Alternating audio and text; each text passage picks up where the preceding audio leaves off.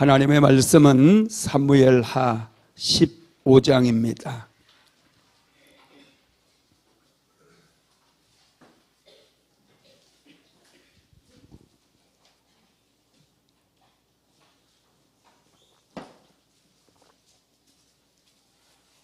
사무엘하 15장 13절에서 18절까지 한 목소리로 합독하겠습니다.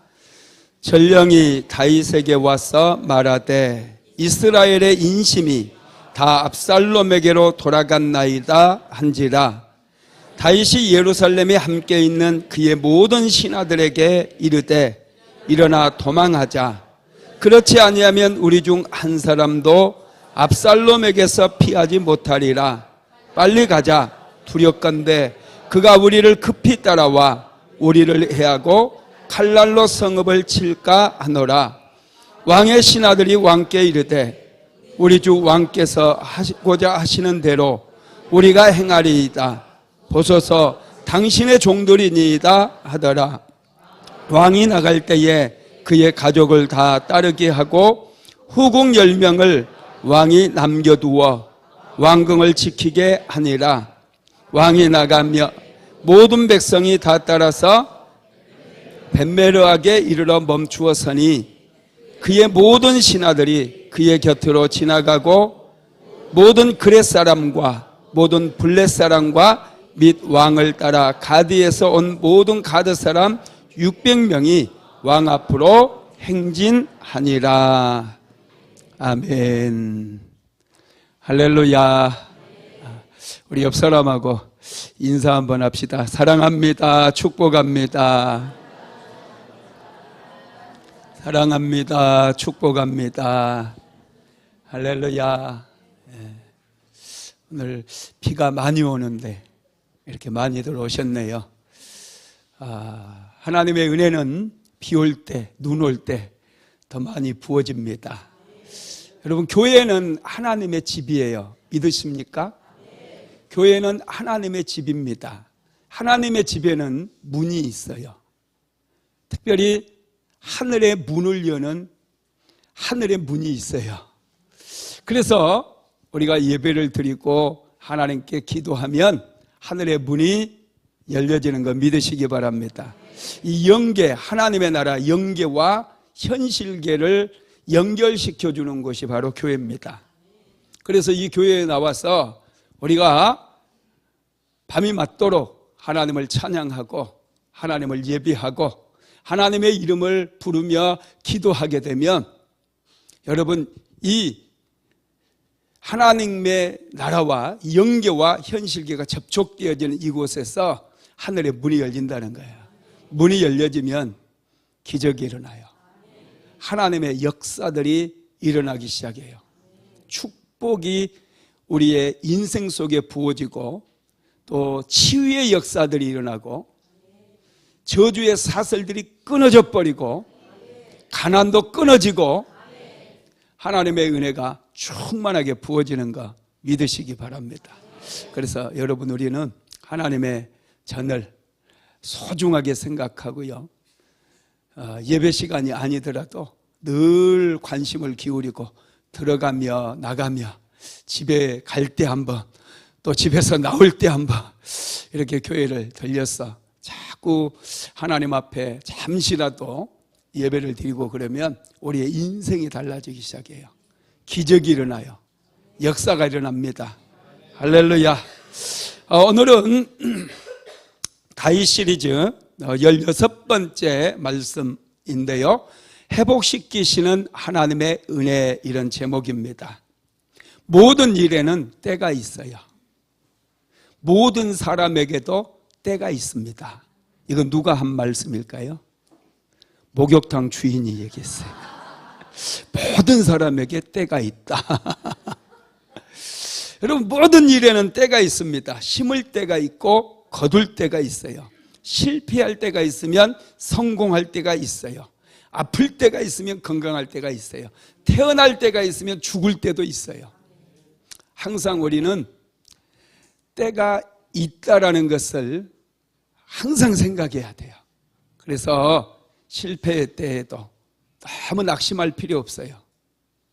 또 일이 잘 안 풀리고 힘들 때, 고난의 때에 여러분 너무 낙심하지 마세요. 반드시 기쁨의 때가 찾아올 거예요. 할렐루야. 기쁨으로 단을 거두는 축복의 때가 찾아오게 될 줄로 믿습니다.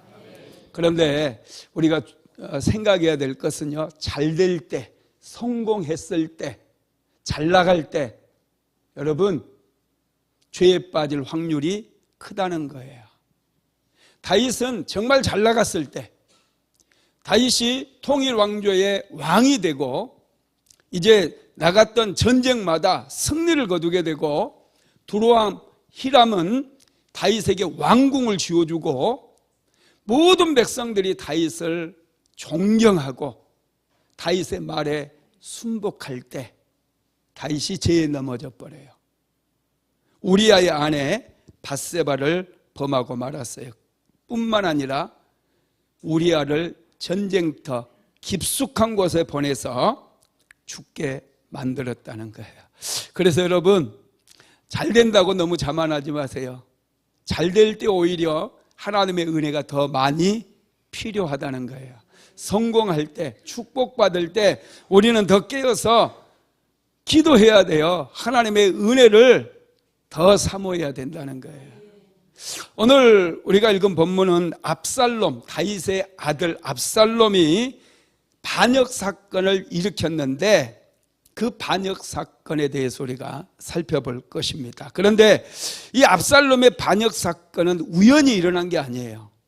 이 압살롬의 반역 사건이 우리아의 아내 밧세바를 범함으로 인해서 이미 시작되었다는 것을 알 수가 있다는 거예요. 물론 다윗이 하나님 앞에 죄를 회개함으로 인해서 그 죄는 용서를 받았어요. 그렇지만 죄에 대한 형벌은 여러분 여전히 다윗의 인생 가운데 찾아왔다라는 거예요. 우리가 하나님께 회개하고 용서받아서 우리는 제사함을 받고 구원을 받을 수 있어요. 그러나 마귀는 끈질기게 이 죄를 가지고 우리를 고통스럽게 고통 가운데 빠뜨릴 수 있다는 것을 알아야 된다는 거예요. 죄에는 여러분 형벌이 있습니다. 그래서 이 형벌은 다윗이 당해야 되는데, 여러분 먼저는 밧세바와 다윗 사이에서 태어났던 아들이 어떻게 됩니까? 죽어버렸어요. 태어난 지 일주일 만에 죽어버립니다. 근데 그것은 약과에 불과해요. 그 다음부터 다윗의 집안에 일어나는 사건들을 보면은 정말 엄청난 사건들이 일어나 버려요. 다윗의 나이 51세가 되던 해였는데요, 다윗의 아들 중에 암논이라고 하는 아들이 있어요. 이 암논이 배다른 누이 동생, 이 다말이라고 하는 이 누이 동생을 강간을 해버려요. 강제로 강간을 하고 다말을 쫓아내버립니다. 치욕을 주고 헌시장처럼 내팽개쳐 버렸어요. 여러분, 다말이 누구의 동생이냐면 압살롬의 동생이에요. 압살롬은 그술 왕 달메의 딸이었던 마가가 다윗의 부인이 되잖아요. 그술왕 달메, 그술왕의 이름이 달메예요. 달메의 딸 마가라고 하는 여인이 있었는데 이 여인이 다윗 왕의 부인이 되거든요. 이 마가가 낳았던 아들이 압살롬이에요. 이 압살롬의 동생이 바로 다말이었습니다. 이 다말을 다윗의 배다른 아들이었던 암논이 강제로 강간을 하고 헌시장처럼 버려버렸어요. 이것에 대해서 압살롬이 엄청나게 분노를 느낍니다. 특별히 다윗이 암논을 벌하지 않아요. 책망을 했지만은 그에게 큰 벌을 내리지를 않습니다. 왜 다윗이 암논에게 벌을 내리지 않았을까요? 자기도 똑같은 죄를 지었기 때문에 어떻게 똑바로 살라고 자녀들에게 말할 수가 없는 거예요. 그래서 암논에게 벌을 주지 않으니까 압살롬이 엄청나게 분노가 치밀어 오르는 거예요. 그래서 압살롬이 이제 암논에게 아버지가 벌을 주지 않으니까 이제 복수의 칼을 갑니다. 2년 동안 복수의 칼을 갈아요. 내가 볼 때 이 압살롬이 상당히 괜찮은 사람이에요. 상당한 리더십도 있고 전략도 있고 이 인내심도 있어요. 리더들은 인내심이 있어야 되거든요. 오래 기다릴 줄 알아야 되는데 압살롬은 정말 2년을 준비해요. 아주 전략적으로 2년을 기다리면서 준비를 해요. 그리고 2년이 지나자 암논은 자신이 저지른 죄를 잊어버립니다. 그래서 압살롬이 하루는 양털을 깎는 날이라고 큰 잔치를 베풀어 가지고 암논을 초대하는 거예요. 암논은 자기가 저지른 죄를 깜빡 잊어버리고 압살롬이 초대한 그 잔치에 가게 된 거예요. 그때 압살롬이 암논을 제거해 버리는 거예요. 암논을 죽여버려요. 여러분, 다윗의 지금 집에 다윗의 자녀들 사이에서 벌어지는 끔찍한 이게 범죄들이고 이게 다윗이 범했던 죄의 결과물로 계속해서 더 큰 범죄들이 일어나고 있다라는 거예요. 이 소식을 들었던 다윗은 엄청나게 통곡을 하면서 또 화를 내죠. 그렇지만 압살롬에게 벌을 내리지 않아요. 압살롬은 그술로 자기 외할아버지에게로 도망을 가버려요. 그술왕 달메가 다스리고 있는 그 그술이라고 하는 나라로 도망을 가서 그곳에서 이제 피신해 있습니다. 다윗은 압살롬에 대해서 아마 잊어버린 것 같아요. 그래서 요압에게 줄을 넣어가지고 압살롬이 다시 요압의 중재를 통해서 예루살렘으로 돌아오게 되죠. 그리고 나서 다윗은 압살롬을 예루살렘 궁으로 한 번도 초대를 하지 않아요. 그래서 압살롬은 그때부터 내가 아버지의 눈밖에 나버렸구나. 나는 이스라엘의 왕이 될 수가 없구나. 그렇게 생각하고 이 압살롬이 반역을 준비하기 시작해요. 무려 4년 동안을 반란을 일으킬 준비를 하게 됩니다. 이 압살롬이 대단하죠. 정말 여러분 이 1년 기다리고 2년 기다리고 이거 아무나 하는 거 아니에요. 압살롬은 무려 4년 동안 준비를 하면서 자기의 신복들을 키우고 무기와 병거를 준비하고 이제 반란을 일으킬 수 있는 부대를 양성을 해 나가는 거예요. 그리고 자기 부하들을 예루살렘 성문 곁에 서게 해가지고 왕에게 재판을 받으러 온 사람들에게 자기가 그들의 말을 들어주고 문제를 해결해주고 자신이 만약에 왕이 된다면 억울한 백성이 없게 해주겠다라고 하는 그런 약조들을 하게 되는 거예요. 그러다 보니 4년 동안을 그렇게 압살롬이 잘 준비하다 보니 유다의 많은 백성들이 압살롬의 편에 섰버리는 거예요. 무려 4년을 철저하게 준비해가지고 이제 반란을 일으키는 순간 여러분 엄청나게 많은 사람들이 반란군에 동참하게 되었고 다윗은 순식간에 예루살렘 성을 비우고 도망을 쳐야 되는 그런 신세가 되어버린 거예요. 이 압살롬이라고 하는 사람은요 깊이 좀 연구해 보면요 참 대단한 사람이에요.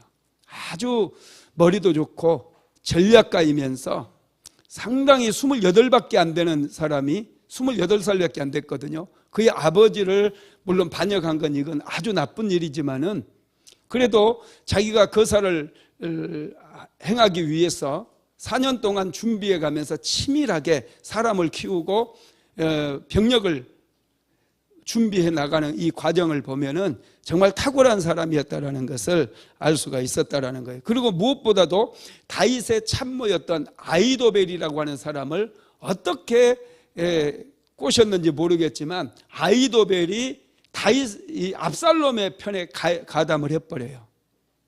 다윗은 이 아히도벨이라고 하는 사람을 굉장히 아꼈거든요. 전쟁터마다 데리고 갔는데 이 아히도벨이 전략을 내면 이 전략이 얼마나 대단한 전략이었는지 전쟁에서 다 승리를 거둔 거예요. 그래서 아히도벨의 계략은 하나님께서 주신 계략과 같다라고까지 다윗이 얘기할 정도였던 거예요. 이 아히도벨까지 압살롬의 편에 섰고 압살롬을 따르던 젊은 친구들, 유대 백성들이 굉장히 많았어요. 그래서 거사를 헤브론에서 일으켜가지고 헤브론에서 예루살렘으로 밀고 오는데 점점 숫자가 많아지는 거예요. 순식간에 예루살렘 성을 그냥 통과를 해버리는 거예요. 예루살렘도 이미 압살롬이 심어놓은 사람들이 예루살렘 성문을 다 열어놔버린 것 같아요. 압살롬이 들어오게끔. 그래서 이 다윗은 예루살렘을 수성을 하려야 될진데 예루살렘을 버리고 도망을 갈 수밖에 없었다라는 거예요. 그 도망가는 길이 사무엘하 15장 30절에 기록이 되어 있는데 한번 읽어봅시다. 시작. 사무엘하 다윗이 감람산길로 올라갈 때에 그의 머리를 그가 가리고 맨발로 울며 가고 그와 함께 가는 모든 백성들도 각각 자기의 머리를 가리고 울며 올라가니라. 아멘. 다윗이 예루살렘 성을 빠져나가서 어디로 가느냐 하면 감람산길로 올라갔다라는 거예요. 다윗은 여러분 압살롬에게 지금 그 배반을 당한 거잖아요. 압살롬이 반역을 일으켜가지고 아버지를 죽이기 위해서 추격해 오고 있는 그런 상황이에요. 다윗의 입장으로 돌아가서 우리가 생각해 보면 빨리 도망을 가야 되거든요. 지금 그 반란을 일으켰던 반란군들이 다윗의 뒤를 바짝 쫓아오고 있는 그런 상황이에요. 그러면 빨리 요단강을 건너서 요단 동편으로 도망을 가야 되거든요. 그래야 훗날을 기약할 수 있는데 그렇게 급박한 상황 속에서 다윗은 예루살렘 성을 빠져나오자마자 어디로 가느냐면 감람산길로 올라갔다는 거예요. 감람산에 왜 올라갔어요? 다윗이 감람산에 올라간 이유는 딱 한 가지입니다. 하나님의 은혜가 아니면 자기는 여기서 끝난다는 거 알았어요. 그래서 감람산에 올라가서 다윗은 하나님께 먼저 예배를 드리고 하나님 앞에 기도하는 거예요. 하나님 나에게 은혜를 베풀어 주세요. 은혜 아니면 저는 살아갈 수 없는 연약한 인생입니다. 그래서 다윗은 감람산길로 걸어가면서 그가 머리를 가렸다고 그랬어요. 맨발로 얼마나 급하게 빠져나왔는지 왕이 맨발로 울면서 하늘을 가리고 그렇게 감람산으로 올라갔다라는 거예요. 여러분 그렇습니다. 다윗이 눈물을 흘리면서 감람산으로 올라간 이유는 기도하기 위해서예요. 그렇게 급박한 상황 속에서도 다윗은 하나님을 생각했어요. 하나님의 은혜가 아니면 안 된다는 것을 그는 알았기 때문에 감람산으로 올라가서 하나님께 기도하는 거예요. 저와 여러분도 문제가 생기면 사람 찾아갈 필요 없어요. 먼저 하나님을 생각하고 하나님께로 나와서 하나님의 은혜를 구해야 될 줄로 믿습니다. 그러면 다윗이 감람산으로 가서 기도했을 때 하나님께서 어떤 은혜를 내려주셨을까요? 첫 번째는 처음 마음, 초심을 회복하게 만들어 주셨어요. 다윗이 전쟁에서 이기고 가는 곳마다 여러분 승리를 거두고 사람들의 존경을 받고 왕궁도 새로 짓고 통일 왕국의 왕이 되다 보니 자기도 모르는 사이에 초심을 잃어버렸어요. 마음이 높아져 있어요. 그러다 보니 밧세바를 범하고 우리아를 전쟁터에 보내서 다른 사람 손에 죽게 만드는 살인교사죄까지 범했다라는 것이죠. 여러분 초심을 하나님께서는 굉장히 중요하게 여기거든요. 다윗은 그런데 이 초심을 잃어버렸어요. 그때 그 암몬과의 전쟁 가운데 있었는데 다윗은 전쟁터에도 나가지 않고 오히려 예루살렘에서 왕궁에서 느릿느릿 걸어다니면서 저녁 때가 돼서야 일어나가지고 그렇게 게으른 모습을 보여주고 있어요. 다윗이 원래 굉장히 부지런했던 사람이거든요. 다윗은 항상 전쟁에서도 최전방에서 가장 앞장서서 싸웠던 그런 영웅이었어요. 그랬던 다윗이 어느 날부터 마음이 높아지기 시작하더니 사람들의 생명을 너무 쉽게 여겨버리더라는 거예요. 초심을 잃어버렸을 때 이런 반역 사건이 일어나게 되므로 다윗은 초심을 회복하게 되었다는 거예요. 그래서 여러분 다윗이 초심을 회복함으로 인해서 감람산길로 걸어갔고 광야를 향해서 그렇게 나가는 모습을 볼 수 있죠. 그리고 중간에 제사장 사독이 여호와의 언약궤를 메고 다윗을 찾아오거든요. 그때 다윗은 하나님의 언약궤는 예루살렘에 있어야 된다. 하나님의 언약궤는 나 한 사람만을 위해서 존재하는 것이 아니라 모든 이스라엘 백성들을 위해 존재하는 것이니 다시 언약궤를 메고 예루살렘으로 돌아가라, 이렇게 얘기를 하죠. 그리고 다윗이 도망을 칠 때 시므이라고 하는 사울왕의 그 친척이었는데요, 이 시므이라고 하는 사람이 따라오면서 다윗을 계속해서 저주를 해요. 그 내용이 사무엘하 16장 7절로 8절에 나와 있는데 같이 한번 읽어볼까요? 시작. 시므이가 저주하는 가운데 이와 같이 말하니라.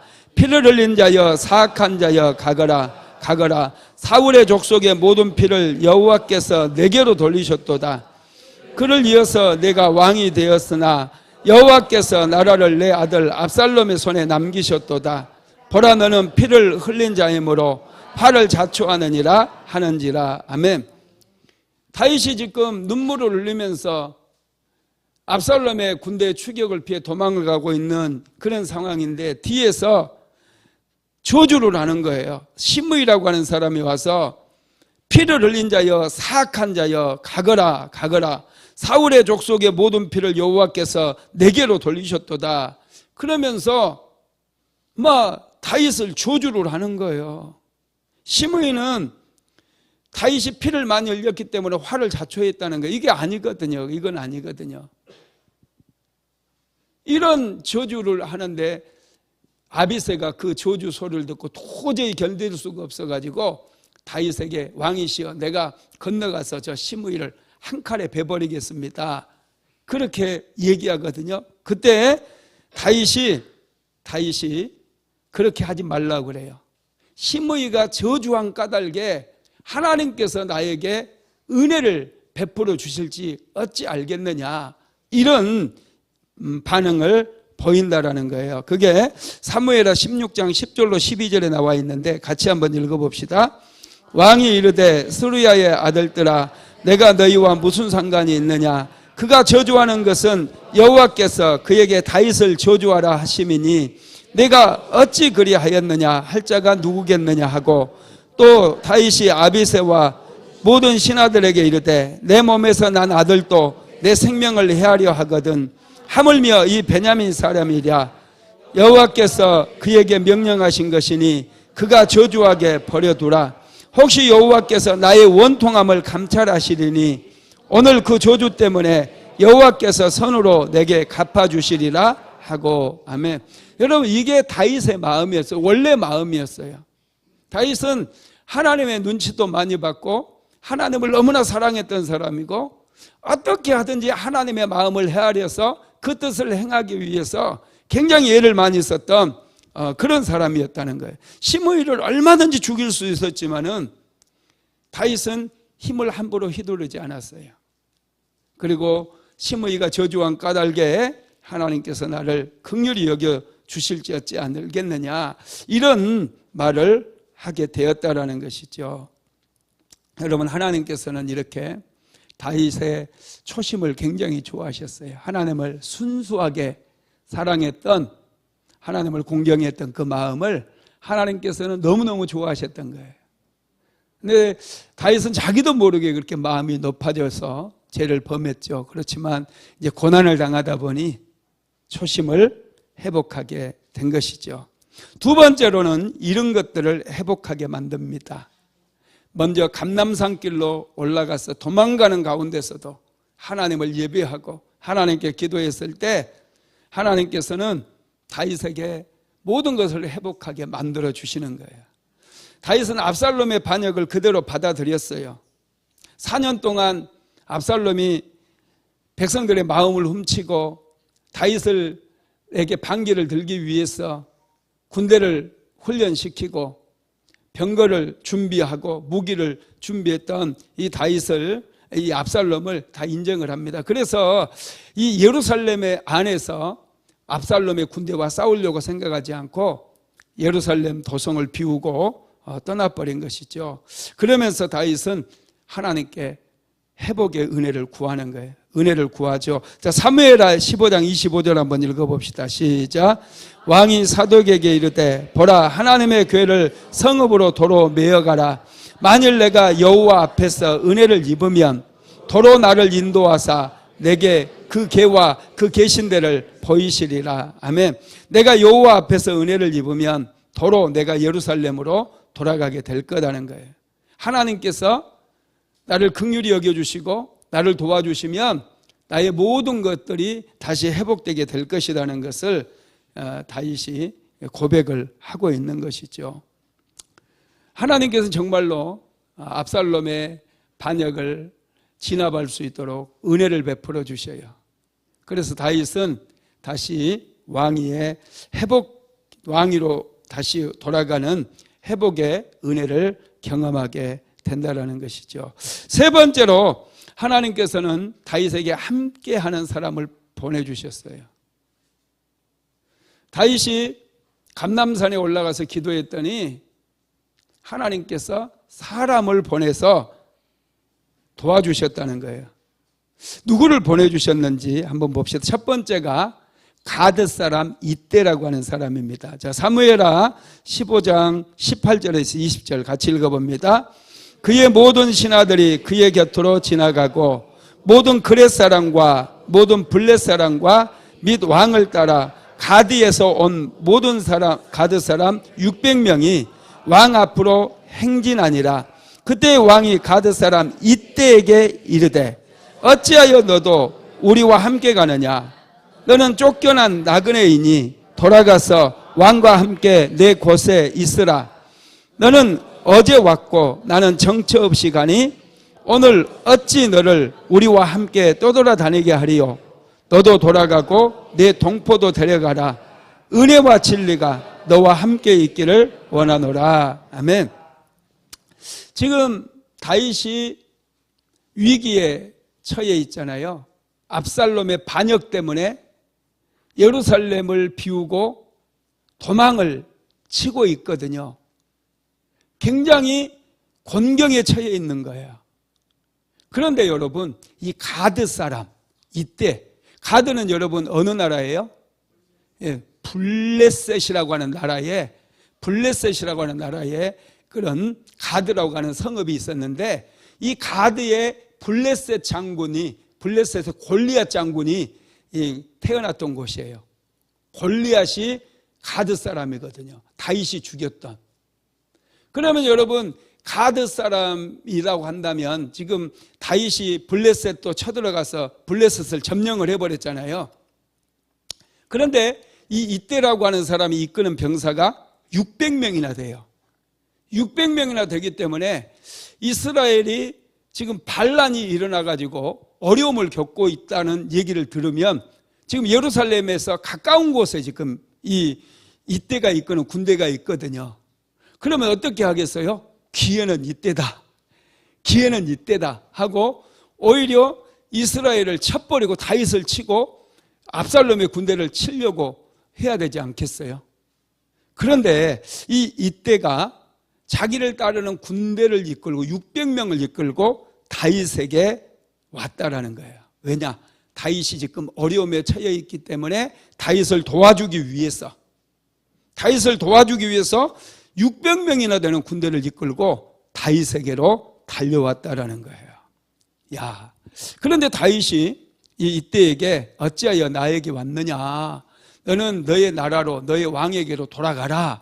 이렇게 얘기하거든요. 그런데 이때는 돌아가지 않아요. 다윗 곁에 딱 붙어 있습니다. 비록 이때는 유대인도 아니고 이 블레셋 사람이지만 가드 사람이지만 다윗을 정말로 좋아했던 것 같아요. 다윗의 절친이었던 거죠. 그래서 힘들 때 여러분 도와주는 친구가 진짜 친구입니다. 이때가 다윗이 다윗을 도와주기 위해 찾아온 거예요. 그 다음에 두 번째가 제사장 사독입니다. 자, 사무엘하 15장 24절로 26절까지 같이 읽어봅시다. 보라, 사독과 그와 함께한 모든 레위 사람도 하나님의 언약궤를 메어다가 하나님의 궤를 내려놓고 아비아달도 올라와서 모든 백성이 성에서 나오기를 기다리도다. 왕이 사독에게 이르되 보라, 하나님의 궤를 성읍으로 도로 메어가라. 만일 내가 여호와 앞에 은혜를 입으면 도로 나를 인도하사 내게 그 궤와 그 계신 데를 보이시리라. 그러나 그가 이와 같이 말씀하시기를 내가 너를 기뻐하지 아니한다 하시면 종이 여기 있사오니 선이 여기시는 대로 내게 행하시옵소서 하리라. 아멘. 제사장 사독은 다윗이 위기에 처하자 여호와의 언약궤를 메고 다윗을 쫓아왔어요. 다윗과 함께 하겠다는 거예요. 죽어도 다윗과 함께 죽겠다는 거예요. 사독은 여러분 특별히 영적인 사람이에요. 기도하는 사람이에요. 기도하는 사람이 다윗과 함께 하겠다라고 하는 것은 이건 엄청난 은혜고 축복이거든요. 다윗을 위해서 기도하겠다는 거거든요. 영적인 힘을 보태겠다는 거거든요. 그래서 이 사독이 여호와의 언약궤를 메고 왔을 때 다윗은 이 언약궤는 나만을 위한 것이 아니라 모든 이스라엘 백성들 중에 있어야 된다고 사독 제사장을 돌려보냅니다. 그리고 사독 제사장으로 하여금 그 압살롬 진영의 정보를 파악해서 이제 자기에게 보내달라고 요청까지 하게 되는 거죠. 세 번째가 전략가였던 후세입니다. 자, 사무엘하 15장 3절 한번 같이 읽어볼까요? 시작. 다윗이 하나님을 경배하는 나루턱에 이를 때에 아렉 사람 후세가 옷을 찢고 흙을 머리에 덮어쓰고 다윗을 맞으러 온지라. 아멘. 다윗이 하나님을 경배하는 나루턱에 이르렀을 때에 아렉 사람 후세가 다윗에게 찾아와서 합류를 해요. 아렉 사람이라고 하는 것은 아말렉 족속들을 얘기해요. 다윗은 광야를 떠돌면서 아말렉 사람들의 성읍을 많이 점령을 했어요. 그래서 화가 났던 아말렉 사람들이 다윗이 머물고 있었던 시글락이라고 하는 도성을 쳐들어와서 완전히 다 불태워버리고 사람들과 짐승들 다 끌고 가버렸어요. 그 다윗이 추격해가지고 겨우 자기 가족들 되찾아오는 그런 경험이 있잖아요. 그런 아말렉 족속과 다윗은 사이가 좋지 않았거든요. 아말렉 사람들은 다윗을 철천지 원수로 생각을 했어요. 그런데 이 아말렉 사람 후세라고 하는 사람이 다윗을 돕기 위해서 찾아왔다라는 거예요. 여러분, 특별히 후세는 굉장히 머리가 좋았어요.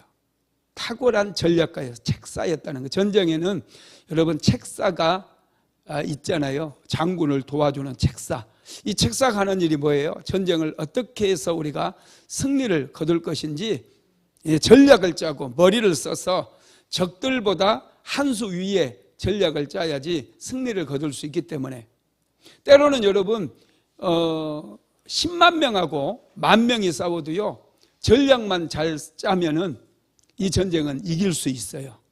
고대 전쟁사를 보면은 숫자가 많다고 이기는 게 아니더라고요. 여러분 이순신 장군은 23번 싸워서 23번 다 이겼어요.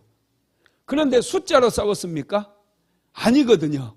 전부 전략으로 싸웠어요. 그래서 여러분 우리 믿음의 백성들도 머리를 쓸 줄 알아야 돼요. 돈을 벌 때도 머리를 써야 돼요. 너는 전략으로 싸우라고 그랬어요. 그냥 힘만 가지고 세상 살려가면 인생이 힘들어요. 할렐루야. 예, 우리는 전략으로 싸워야 돼요. 그런데 여러분 이 후세는 아주 머리가 좋은 책사였고 전략가였습니다. 그런데 여러분 다윗에게는 원래 이 후세와 이 아히도벨이라고 하는 전략가 두 사람이 있었던 것 같아요. 그런데 아히도벨이 누구 편에 서버렸다고요? 압살롬의 편에 서버린 거예요. 한번 그 역대상 27장 33절 한번 읽어봅시다. 시작. 아히도벨은 왕의 모사가 되었고 아렉 사람 후세는 왕의 벗이 되었고, 그러니까 이 아히도벨하고 후세 이 아히도벨은 왕의 책사가 되었다는, 모사는 책사를 얘기해요. 책사가 되었고 아렉 사람 후세는 왕의 벗이 되었다는 얘기는요, 그냥 얘는 아히도벨하고는 게임이 안 됐다는 얘기예요. 아히도벨의 머리가 훨씬 탁월했고 전략이 훨씬 탁월했다는 얘기예요. 후세가 다윗을 이렇게 찾아왔을 때는 그 아히도벨이 압살롬의 편에 섰다라는 것을 다윗이 알았을 때예요. 아주 중요한 순간. 그래서 다윗이 절망할 수밖에 없는 그런 상황에 후세가 찾아온 거예요. 한번 읽어봅시다. 사무엘하 15장 31절 먼저 한번 읽어봅시다. 시작. 어떤 사람이 다윗에게 알리되 압살롬과 함께 모반한 자들 가운데 아히도벨이 있나이다 하니 다윗이 이르되 여호와여 원하옵건대 아히도벨의 모략을 어리석게 하옵소서 하니라. 아멘. 여러분, 아히도벨이 모반한 자들 가운데 이 압살롬 편에 서버렸다는 거예요. 그러니까 다윗이 깜짝 놀래가지고 자기도 모르게 입 밖으로 내뱉은 말이 뭐예요? 아히도벨의 모략이, 아히도벨의 전략이 어리석게 만들어 달라고 그렇게 자기도 모르게 말이 나와버린 거예요. 그러니까 여러분, 아히도벨이라고 하는 사람이 정말 탁월했던 사람이라는 걸 알 수 있어요. 아주 머리가 탁월하고 전략과 존술이 아주 많았던 그런 사람이었어요. 그래서 이 아히도벨이 얼마나 탁월한 사람인가에 대해서도 사무엘하 16장 23절에 나와 있는데 같이 한번 읽어봅니다. 시작. 그때의 아히도벨이 베푸는 계략은 사람이 하나님께 물어서 받은 말씀과 같은 것이라. 아히도벨의 모든 계략은 다윗에게나 압살롬에게나 그와 같이 여겨졌더라. 아멘. 아히도벨은 정말 탁월했던 사람이라는 거예요. 그런데 그런 사람이 압살롬 편에 서버린 거예요. 압살롬 편에. 여러분, 이건 말도 안 되는 상황 아닙니까? 다윗과 함께 전쟁터를 누비면서 수많은 적들을 물리치고 수많은 나라들의 왕들을 항복시켰던 이 아히도벨이 압살롬 반역자 편에 서버려서, 그렇게 머리 좋은 사람이. 그러면 여러분, 압살롬이 이 반역에서 성공할 수 있는 확률이 몇 프로 정도 될 것 같아요? 제 생각에는 99% 같아요. 아히도벨의 모략은 하나님께서 주신 전략과 같다, 이렇게 다윗도 얘기할 정도였으니까, 만약에 아히도벨이 내는 계략대로만 이 반역군들이 움직였다라고 한다면은, 반란군들이 움직였다 하면 다윗은 절대로 살아남지 못해요. 여러분, 그런 때에 여러분 후세가 찾아온 거예요. 후세가. 그러면 여러분 궁금하지 않습니까? 왜 아히도벨이 다윗 편에 서지 않고 평생 그렇게 늙을 때까지, 아히도벨 나이가 많은 사람이에요. 다윗과 함께 전쟁터를 떠돌면서 그렇게 많은 승리를 같이 거두었는데 왜 압살롬 편에 서냐고요. 제가 지난주에 잠깐 말씀드렸죠. 이 아히도벨의 아들이 엘리암이에요. 엘리암. 이 엘리암이 누구냐면 밧세바의 아버지입니다. 밧세바의 아버지. 그런데 다윗이 엘리암의 아들 아히도벨의 손녀딸을 강간을 해버린 거예요. 그리고 사위를 죽인 거예요. 그 모습을 보고 이 탁월했던 지략가인 아히도벨이, 다윗이 마음이 너무 높아졌구나, 다윗으로는 안 되겠구나, 백성들을 자기 생명처럼 소중하게 여겨야 될 왕이 어떻게 백성을 저렇게 쉽게 여겨가지고 백성을 죽게 만들고 이미 남편 있는 아내를 데려다가 강간을 해버리고 이렇게 할 수 있겠는가. 아히도벨이 이렇게 생각한 거예요. 그래서 이 나라 놔두면 안 되겠다. 그래서 압살롬이 얘기했을 때 압살롬의 편에 서버렸다라는 거예요. 그래서 아히도벨은 이 반란이 어떻게 해야 성공할 줄을 다 알고 있었어요. 굉장히 수가 높은 사람이에요.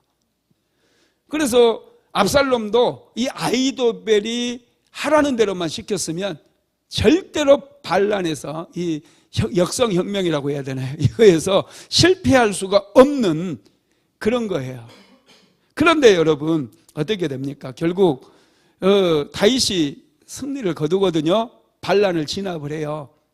다윗이 반란을 진압하는데 1등 공신이 누구냐면 바로 후세라고 하는 사람이에요. 후세. 이 후세가 다윗이 후세에게 부탁을 한 게 있거든요. 후세가 찾아왔을 때, 이 아렉 사람 후세가 찾아왔을 때 후세에게 뭐라고 하느냐면, 너는 예루살렘으로 돌아가서 아히도벨의 계략을 무력화시켜라 그래요. 너는 압살롬의 편으로 가라는 거예요. 첩자를 보낸 거예요. 후세를 압살롬에게 항복을 시키고 아히도벨이 탁월한 전략을 냈을 때 거기에 물타버리라는 거예요. 네, 여러분 물 타보셨어요? 술에 물 타는 거. 제가 술에 물 타봐서 알아요. 우리 아버지 옛날에 막걸리 받아오라고 그러면 오는 길에 한 모금씩 마시거든요. 아버지가 딱 알아요. 그래서 오다가 딱 물을 타가지고 제가 주고 그래. 하여튼 물탄 막걸리도 맛있어요. 아버지는 맛있다고 그러시더라고요. 여러분, 이 후세가 그래서 정말로 압살롬에게 항복을 해요. 압살롬에 찾아가요. 그래가 아히도벨의 계략을 여러분 무력화를 시켜버리는데요. 봅시다. 사무엘하 15장 32절에서 34절까지 시작. 다윗이 하나님을 경배하는 마루턱에 이를 때 아렉 사람 후세가 옷을 찢고 흙을 머리에 덮어쓰고 다윗을 맞으러 온지라. 다윗이 그에게 이르되 내가 만일 나와 함께 나아가면 내게 누를 끼치리라.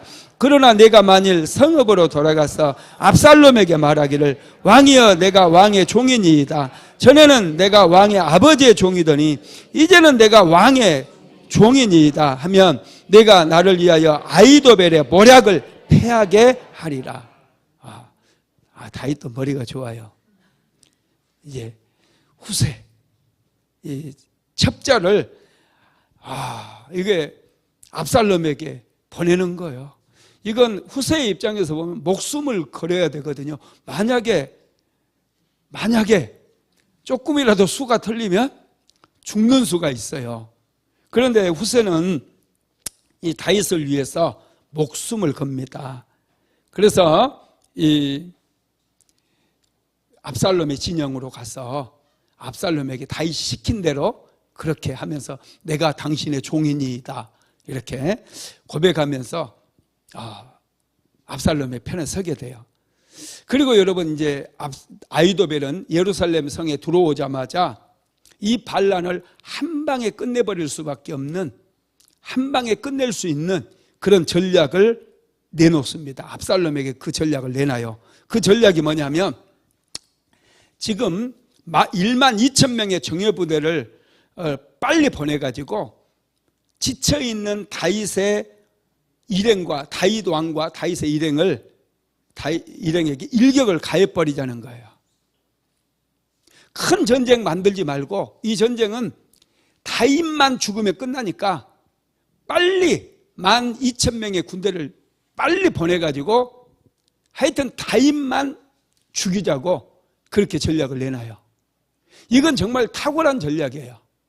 민심은 다윗을 따르는 사람들도 다윗이 없으면 이제 끝나는 거예요. 압살롬이 왕이 돼야지. 다윗이 없는데. 안 그러면 또 이방 민족들이 쳐들어올 수 있고 그러니까 나라가 안정돼야 되기 때문에 그냥 백성들은 압살롬 왕 만세를 부를 수밖에 없는 거예요. 그래서 아히도벨은 정말 기가 막힌 전략을 내놔서 이 밤이 새기 전에 빨리 다윗을 추격해서 그냥 다윗 한 사람만 죽이자는 거예요. 만약에 압살롬이 그 전략을 받아들였다고 한다면 다윗은 그날 밤 죽었어요. 그래서 다윗 왕조는 문을 닫는 것이 이제 압살롬이 왕이 되는 거죠. 근데 하나님께서는 그렇게 내버려 두지 않아요. 다윗이 감람산길로 올라가서 하나님께 은혜를 구했어요. 자기가 잘못했던 거, 자기가 마음이 높아졌던 거, 자기가 하나님 앞에 죄를 범했던 거 전부 다 회개했어요. 그랬더니 하나님께서 아히도벨의 모략을 무력화시키게 만들어버립니다. 후세가 아히도벨의 모략을 무력화시켜버리죠. 여러분, 압살롬에게 아히도벨이 전략을 내놨을 때 그냥 하면 되잖아요. 그런데 갑자기 압살롬이 아주 좋은데 그러더니 후세에게도 한번 물어볼까? 그래요. 아니 압살롬이 왜 그랬을까요? 상당히 제가 그랬잖아요. 압살롬도 머리가 좋고 또 준비하는데 4년을 준비하고 뭔가 일을 할 때 쉽게 막 그냥 덤벼들지 않아요. 아주 체계적으로 준비를 해가지고 거사를 일으켰거든요. 그랬던 압살롬이 너무 신중했나요? 아히도벨이 후세보다 훨씬 더 탁월하다는 것을 압살롬도 알았어요. 머리가 더 좋다는 거, 그리고 아히도벨이 최고의 전략가라는 거 압살롬이 알았다니까요. 그런데 갑자기 왜 후세에게 물어볼까? 이렇게 말했는지 모르겠어요. 한번 읽어봅시다. 사무엘하 17장 6절에서 10절 시작. 후세가 압살롬에게 이르매 압살롬이 그에게 말하여 이르되 아히도벨이 이러이러하게 말하니 우리가 그 말대로 행하랴. 그렇지 아니하거든 너는 말하라 하니 후세가 압살롬에게 이르되 이번에는 아히도벨이 베푼 계략이 좋지 아니하나이다 하고 또 후세가 말하되 왕도 아시거니와 왕의 아버지와 그의 추종자들은 용사라. 그들은 들에 있는 곰이 새끼를 빼앗긴 것 같이 격분하였고 왕의 부친은 전쟁에 익숙한 사람인즉 백성과 함께 자지 아니하고 지금 그가 어느 굴에나 어느 곳에 숨어 있으리니 홍 무리 중에 몇이 먼저 엎드려지면 그 소문을 듣는 자가 말하기를 압살롬을 따르는 자 가운데서 패함을 당하였다 할지라. 비록 그가 사자 같은 마음을 가진 용사의 아들일지라도 낙심하리니 이는 이스라엘 무리가 왕의 아버지는 영웅이요 그의 추종자도 용사인 줄 알미니이다. 아멘. 다윗의 무리들이 뭐 용감한 자라고 그래요. 다 늙었거든요. 다윗을 따르던 사람들은 다 늙어 빠졌어요. 이제 요압 장군이나 뭐 아비스도 나이가 많아요. 압살롬을 따르는 애들은 아주 막 젊고 싱싱하고 아주 활력이 넘치고 열정이 넘치는 그런 젊은 친구들이 압살롬을 따랐다니까요. 그러면 여러분 압살롬이 그래요. 우리는 힘세. 이거 내가 보니까 너 아주 이거 다윗이 보낸 거 맞지 너?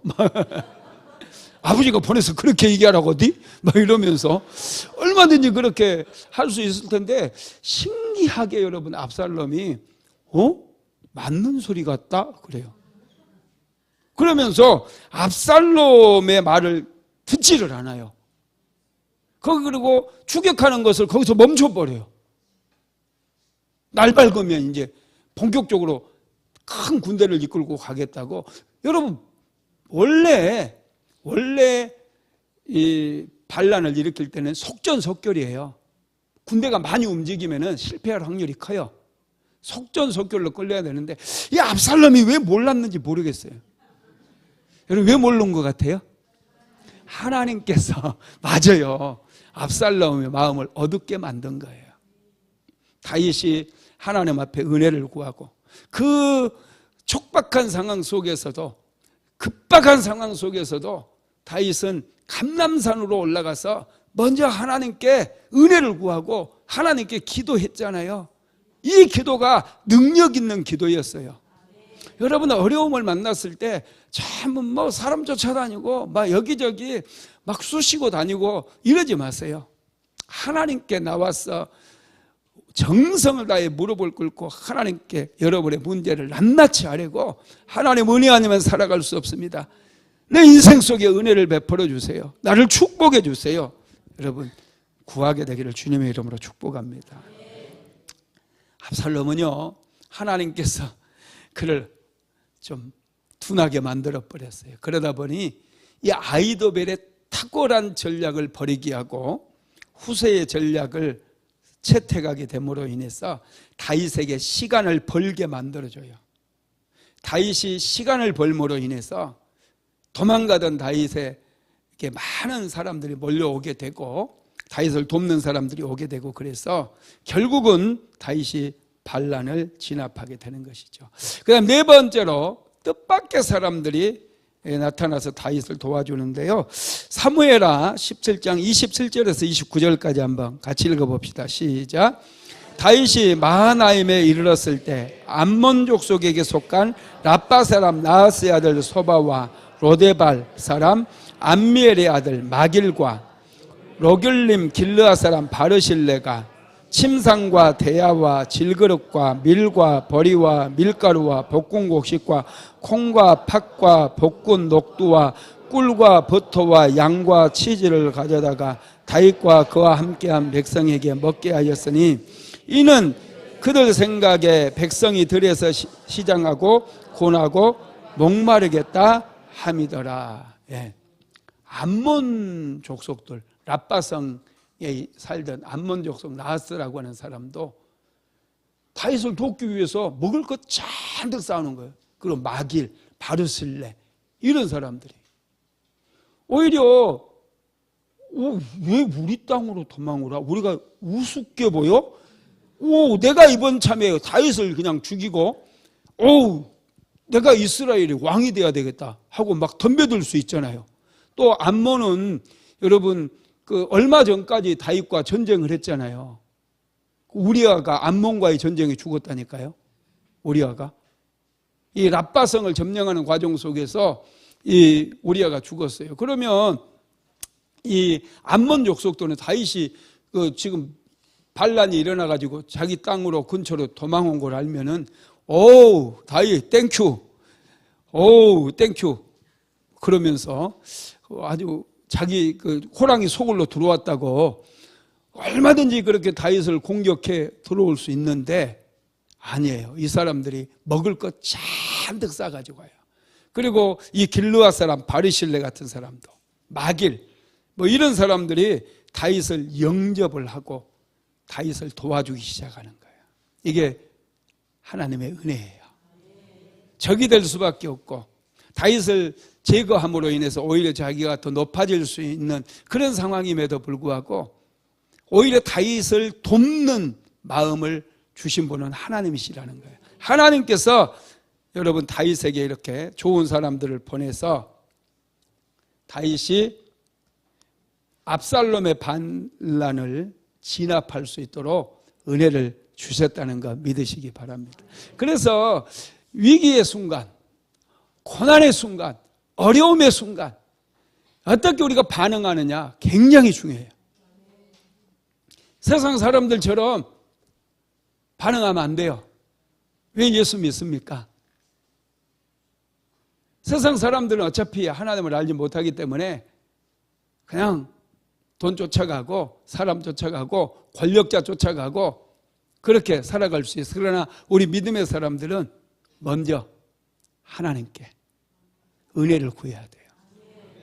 은혜를 구하게 되면 하나님께서 사람도 보내주시고 또 좋은 전략도 주시고 지혜도 주신다는 거 믿으시기 바랍니다. 말씀을 마무리하겠습니다. 하나님께서는 다윗에게 회복의 기회를 베풀어 주셨어요. 다윗은 왕위에서 쫓겨나서 도망자의 신세가 되었지만 하나님께서 은혜를 주심으로 압살롬의 반역을 진압을 하게 됩니다. 그리고 이제 예루살렘으로 돌아오게 되죠. 그런데요, 다윗이 곧바로 예루살렘으로 돌아오잖아요. 압살롬은 죽고 예루살렘이 지금 비어 있어요. 언제 적들이 쳐들어올지 모르거든요. 그런데 다윗은요, 한 1년 가까이를 요단 동편에 있어버려요. 왜 그런지 아세요? 압살롬이 반역을 일으켰을 때 유다 지파 사람들이요, 압살롬 편에 섰버린 거예요. 다윗을 죽이려고 덤벼든 거예요. 다윗이 가지 않으니까 이스라엘 이제 다른 지파들이 다윗을 찾아와서 왕이시여 예루살렘으로 돌아오셔야 되지 않겠습니까? 그랬을 때 다윗이 유다 지파가 와서 나를 모셔가라 그래요. 유다 지파가 와서. 한번 읽어볼까요? 사무엘하 19장 14절로 15절 시작. 모든 유다 사람들의 마음을 하나같이 기울게 하며 그들이 왕께 전가를 보내어 이르되 당신께서는 모든 부하들과 더불어 돌아오소서 한지라. 왕이 돌아와 요단에 이르매 유다 족속이 왕을 맞아 요단을 건너가게 하려고 길갈로 오니라.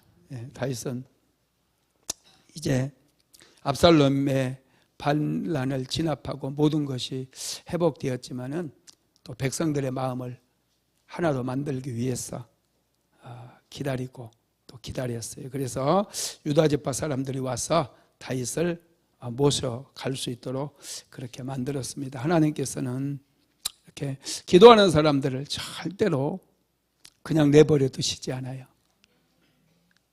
다윗이 마음이 높아져서 죄를 범했어요. 그렇지만 어려움에 처해 있을 때 다시 감람산으로 올라가서 하나님 앞에 기도했을 때 하나님께서는 다윗을 긍휼히 여겨주셨어요. 그리고 다윗의 기도를 들으시고 모든 것을 회복할 수 있도록 은혜를 베풀어 주셨습니다. 오늘 여러분에게도 회복의 역사가 일어나게 되기를 주님의 이름으로 축복합니다. 고마우신 하나님, 금요 성령 집회로 불러주시며 마음껏 찬양하고 마음껏 기도할 수 있도록 은혜를 베풀어 주심을 감사드립니다. 다윗이 위기를 만났을 때 적들이 코앞까지 쫓아왔지만 다윗은 먼저 하나님을 향해 감람산길을 선택하고 하나님께 기도했습니다. 그런 다윗을 긍휼히 여기셔서 하나님께서 은혜를 베풀어 주심으로 반란을 진압하게 되었고 다윗은 더 영화로운 자리에 올라가게 되었습니다. 하나님, 오늘 이 밤에 눈물 뿌리며 기도하는 당신의 백성들을 긍휼히 여겨주시옵소서. 은혜 아니면 살아갈 수 없기에 이 밤중에 나와서 하나님을 예비하며 찬양하며 기도하는 가운데 있습니다. 주여 은혜를 베풀어 주시옵소서. 사랑하는 성도들 머리마다 안수하여 주시고 기도 제목들마다 응답받게 만들어 주시며 질병이 다 고침받게 하시고 예수 그리스도의 은혜가 오늘 이 밤에 폭포수와 같이 부어질 수 있도록 주여 도와 주시옵소서. 오 성령님 어루만져 주시옵소서. 우리 한 사람 한 사람 어루만져 주시옵소서. 은혜 아니면 살아갈 수 없습니다. 주여 우리에게 은혜를 내려 주시옵소서. 사랑하는 성도들의 인생 가운데 은혜를 베풀어 주시옵소서. 모든 문제마다 해결받게 만들어 주시고 기적이 일어나게 만들어 주시고 가정마다 하늘의 문이 열려지게 만들어 주시옵소서. 오 주님을 찬양합니다. 주님을 찬양합니다. 홀로 영광받아 주시옵소서. 예수님의 이름으로 기도드렸습니다. 지금은 우리 주 예수 그리스도의 무한하신 은혜와 아버지 하나님의 극진하신 사랑하심과 보혜사 성령 하나님의 감동감화 충만케 하시는 역사가 끊임없이 하나님을 향해 나아가기를 간절히 소망하는 하나님의 모든 권속들이에 사랑하는 순복음 안디옥교회 모든 성도들 머리 위에 이제로부터 영원토록 함께 있을지어다. 아멘.